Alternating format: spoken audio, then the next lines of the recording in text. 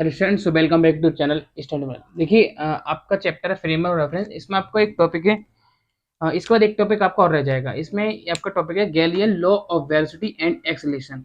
तो ये जो है काफी बार आपका पूछा गया है, शॉर्ट में भी और लॉन्ग में भी आया है कि गैलिलियन लॉ ऑफ वेलोसिटी का और एक्सेलरेशन का आपको दिखाना है। तो इसमें करना कुछ नहीं है, हमें सेम ऐसे हमने पहले जो फिगर बनाया था, दो हमने इनर्शियल फॉर्म्स ली थी फ्रेमवर्क रेफरेंस की, और हमने एक पॉइंट क्या है यहाँ पर माना था। ये हमारे क्या है, पॉइंट हो गया, पी हो गया। और यहाँ पे हम जो पॉइंट्स मानते हैं X Y comma Z comma T, इसके बारे में मैंने आपको सब फर्स्ट सेकंड वीडियो में समझा दिया। कोमा टी डैश, ठीक है, ये इसके निर्देशांक है किसके, टी के साथ। ओके, ये जो पॉइंट है पी है हमारा, और यहाँ से हमारा क्या है, बी वेलोसिटी से आ रही है, और इसकी जो हम दूरी है या एक्स और वी टी या वी टी मान सकते हैं। ओके, बाई है आपका, बाई डैश है, ये आपका एक्स हो जाएगा, ये पॉइंट आपका एक्स डैश हो जाएगा, और ये आपका जेड है, ये आपका जेड डैश पॉइंट हो गया। आई बात समझ, इतना आपका क्लियर हो गया। यहाँ पर जो हमारा वेक्टर बनता है, पोजीशन वेक्टर आर वेक्टर, ये आपका सॉरी आर वेक्टर डैश, तो ये हमारा जो पुराना हमने पढ़ रखा है वही हमारा सेम है, कोई इसमें अलग से नहीं है। और इतनी मैंने लैंग्वेज आपको बताई, ओ डैश इसके हो गए, मूल बिंदु हो गए। और टी बराबर जीरो, टी बराबर जीरो पर हमारा क्या है, ये दोनों मिले हुए होंगे, ये हमारे क्या है वी डी डिस्टेंस पर आएगी, और दोनों पर हमारे क्या है, मिले हुए होंगे, तो वहां पर हमारी कोई भी दूरी तय नहीं करेगा। ठीक है, तो ये जो पूरी पोजीशन है हमारी, ये होती है हमारी कौन सी, रिलेटिव पोजीशन। कैसे होगी रिलेटिव पोजीशन, रिलेटिव मोशन कैसे हो गया, क्योंकि हमारा फ्रेम ऑफ रेफरेंस वाई वाला जो है, या एस मान सकते हैं इसको, एस जो है वो हमारा क्या रेस्ट में है, और एस डैश जो हमारा वो मोशन में है। आई बात समझ में, तो एस हमारे रेस्ट में, एस एस डैश मोशन में, ये हमारा क्या, हमें फिगर को इसको ड्रॉ करना है। ओके, अब इसके अलावा आपको इसकी लैंग्वेज है, मैं आपको साइड में दिखा दूंगा, आप वहां समझ सकते हैं, वरना इतना जो मैंने आपको बताया है, समझाया फिगर के बारे में, उतना लिख सकते हैं। अब इसकी जो कैलकुलेशन है थोड़ी सी ज्यादा नहीं, हल्की सी कैलकुलेशन है, उसके बारे में आप समझते हैं। ठीक है, अब देखो, आपने गैलिलियन ट्रांसफॉर्म अकाउंट पढ़ा होगा कि आर वेक्टर अकॉर्डिंग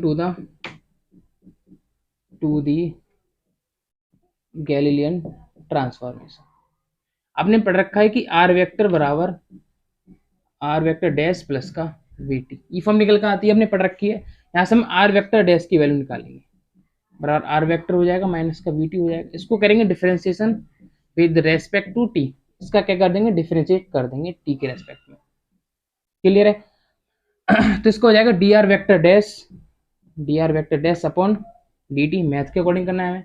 इसका करेंगे तो D R vector upon D T minus V बचेगा ओनली, क्योंकि टी का हमारा क्या हो जाएगा, वन हो जाएगा। तो ये फॉर्म निकल कर आ गई। अब जो D R vector upon D T है, D R vector upon D T minus का बी है। अब डी आर वेक्टर डैश और डी आर वेक्टर, ये दोनों फॉर्म्स हमारी कौन सी हैं, ये हमारी कहलाती हैं जो हमारी मोशन है, जो हमारी जो मोशन हम कर रहे हैं वो हमारी फॉर्म्स कहलाती हैं। तो D R vector upon D T को हम बोल सकते हैं velocity of particle relative to frame. ठीक है, ये कहलाती है velocity velocity of particle relative, ठीक है, रिलेटिव टू फ्रेम। ठीक है, relative to frame S dash, क्योंकि डैश में, और ये जो कहलाएगी आपकी, वो यहाँ पे लिख देंगे velocity of particle relative to frame S. ठीक है, ये हमारे एस के रिलेटिव हमारी होगी, वो एस डैश रिलेटिव होगी। तो डी आर वेक्टर हमारा इतना निकल के आ गया, तो यहाँ से हम निकाल सकते हैं, माइनस में आया आपका, वहां पे R vector D R vector, तो D R vector upon D T. ठीक है, और इसको हम क्या बोलते हैं, यू वेक्टर। ये हमारा हो जाएगा यू वेक्टर डैश, और ये हो जाएगा यू वेक्टर। ठीक है, यहां तक क्लियर हो गया। अब जो वैल्यू है D R vector upon D T की निकल गई, वहां पे क्या हम पुट कर देंगे।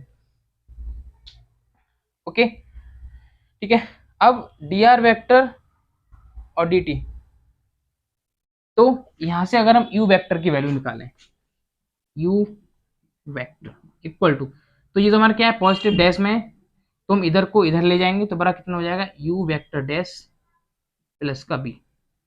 एक तो हमारी ये पोजीशन आ गई, और हम इसको अगर इक्वेशन फर्स्ट मान लें, और इसको मान लें इक्वेशन सेकंड, तो एक इक्वेशन हमारी सेकंड निकलेगी, जो कि हमारी क्या है, वेलोसिटी है, वेलोसिटी के रूप में आ गई। तो हमारा क्या है, वेलोसिटी निकल के आ गई यहाँ से, और हमें क्या फाइंड है, गैलीलियन लॉ फाइंड करना है। गैलीलियन लॉ का मतलब क्या होता है, दोनों जो वैल्यूज हमारी सेम आनी चाहिए, क्योंकि हम पहले भी इसको प्रूव कर चुके हैं।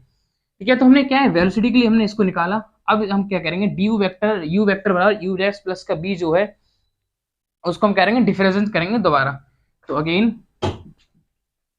Again differentiate with respect to आपका टी के रेस्पेक्ट में, तो हो जाएगा D U vector upon D T equal to D U vector dash upon D T plus का हो जाएगा 0। तो यहाँ से हमें पता है कि D U vector upon D T, D U vector upon D you dash upon D T, ये जो वैल्यू है इसको दोबारा समझना। देखिए यू क्या है हमारा यहाँ पे, यू हमेशा हम इनिशियल वेलोसिटी को मान के चलते हैं, इनिशियल वेलोसिटी। अब बात करेंगे हमारे D you upon D T, जब समय के साथ है तो हमारा क्या बन जाएगा, एक्सेलरेशन बन जाएगा। ठीक है, तो इसको हम लिख सकते हैं चाहे acceleration of particle relative to frame S. तो acceleration of particle, acceleration of particle relative to frame S. और ये जो हमारा दूसरा वाला है उसको साइड से लिख दे रहा हूँ, acceleration of particle relative to frame S dash. तो इसको हम लिख सकते हैं बराबर ए वेक्टर, इसको लिख सकते हैं ए वेक्टर डैश। तो यहाँ से अगर हम इसमें पुट करेंगे इक्वेशन में थर्ड में, इक्वेशन थर्ड में लिख लीजिए, तो लिखेंगे put in equation third, put in third, तो हमारा आ जाएगा ए वेक्टर बराबर ए वेक्टर डैश। आई बात समझ में?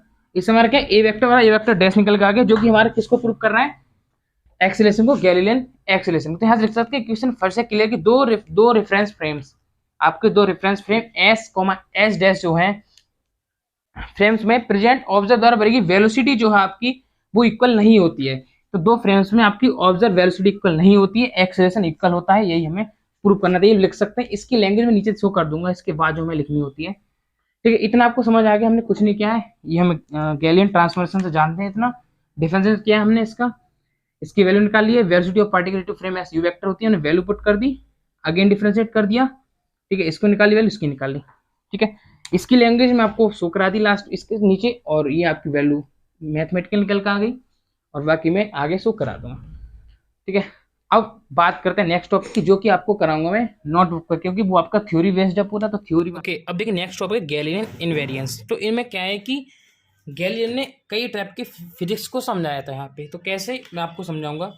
क्लासिकल या न्यूटोनियन रिलेटिविटी को ही गैलीलियन इनवेरिएंस कहते हैं। तो क्लासिकल फिजिक्स थी, न्यूटोनियन फिजिक्स थी, दो तरह की फिजिक्स का यूज किया गया था। ठीक है, तो जिसके अकॉर्डिंग गैलीलियन ट्रांसफॉर्मेशन के अंतर्गत फिजिक्स के सभी fundamental laws and principle invariant होते हैं, क्या अचर होते हैं। सभी जो हमने यूज किए थे अभी तक, क्या हमने गैलीलियन ट्रांसफॉर्मेशन यूज किया था, जितने भी यूज किए थे हमने, सब लॉ हमारे क्या है, एक इनवेरिएंट होते हैं, अर्थात सभी इनर्शियल फ्रेम्स में फिजिक्स के फंडामेंट लॉ आइडेंटिकल होते हैं। देखो कोई भी चीज है आपकी फिजिक्स में, सब क्या आपको आइडेंटिफाई कराती है। ओके, अब इन्होंने क्या किया था, गैलीलियन इनवेरिएंस को निम्न दो एग्जाम्पल समझा सकते हैं। इन्होंने दो एग्जाम्पल दिए थे न्यूटन के मोशन के ऊपर ही थे।